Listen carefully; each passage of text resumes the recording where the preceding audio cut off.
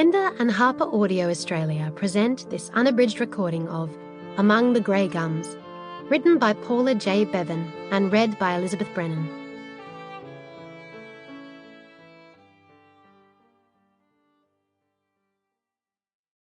For Dave, always. History is the canvas on which I paint my stories. Chapter 1. Magpie Flat Stock Camp, Hunter River, October 18, 1842. Lucy Stewart shoved a hank of wet hair from her face and squinted into the rising sun peeking through a break in the clouds. The torrential rain of the night was now only a light drizzle, the worst of the storm driven away by the golden rays of dawn. Soaring on the reins in a fruitless attempt to pull the hard-mouthed coach horse to a halt, her gaze darted from tree to boulder, searching. Her heavy plait flopped wetly onto her shoulder from beneath the hat as she stared in disbelief at the clearing. Blinking away fatigue, the result of riding all night, she tried to make sense of the absence of her team of bullocks and the loaded dray. What the blazes is going on? There was no answer beyond the patter of raindrops falling from the leaves above her. Wet horse, wet clothes, wet earth. Even the air was wet. She wasn't in the mood to go searching for 12 cantankerous bullocks. Smoke rose lazily from the charred stump smouldering in a stone-ringed pile of ashes. The prone figure of Reg Clancy, mail coach driver, along with an empty bottle of rotgut, lay on the ground. Lucy peered into the gloom beneath the trees, searching for the team and for young Joe, her timorous brother-in-law. There was no sign of either. She kicked her feet from the stirrups, her saturated breeches sticking to the sopping saddle, and with a juddering slide dropped to the ground. Where on earth could the beasts be? Joe knew better than to drive them in the rain. She pulled the tired horse after her, leading it to where its mate stood beneath a large dripping grey gum. The tethered horse tossed them an uninterested glance and returned to stand, head low, stolid as it waited for something to change. Lucy made quick work of unsaddling and tying the horse to the tether line before she dished them each a scoop of chaff and attached their nose bags.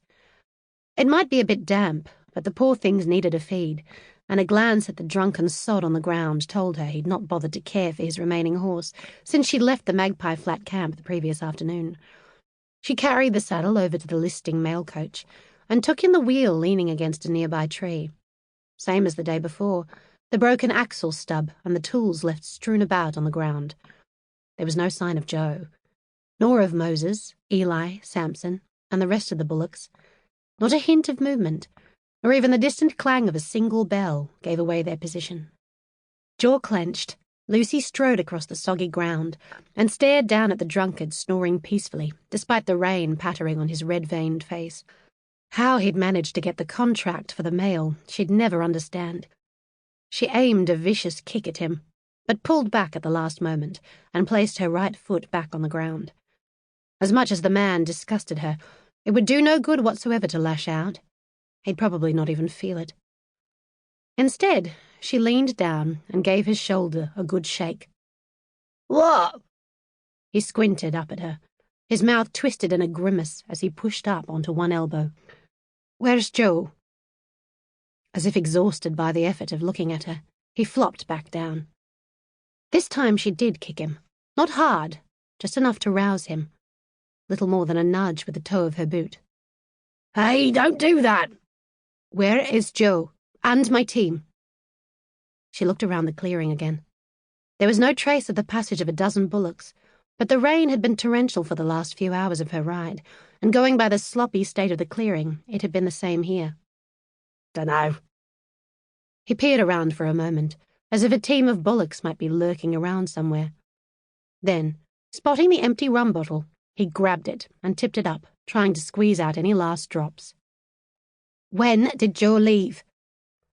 She bent to the small stack of firewood and, choosing one from the bottom in the hopes it might be a bit dry, stirred the ashes and poked the wood in. She wasn't overly confident of reigniting the fire, only the fact that Sample complete. Ready to continue?